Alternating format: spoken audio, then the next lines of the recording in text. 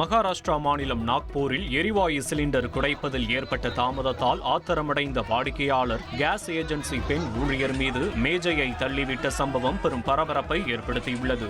Nagpur civil line பகுதியில் உள்ள Hindustan case ஏஜென்சியில் சிலிண்டர் வழங்க தாமதமானதால் வாடிக்கையாளர்கள் வாக்குவாதத்தில் ஈடுபட்டனர். அப்போது ஆத்திரமடைந்த ஒருவர் அங்கிருந்த மேஜையை பெண் ஊழியர் மீது தள்ளிவிட காயமடைந்த அந்த ஊழியரும் பதிலுக்கு பொருட்களை வீசி எறிந்ததால் அந்த இடமே கலைபரமானது.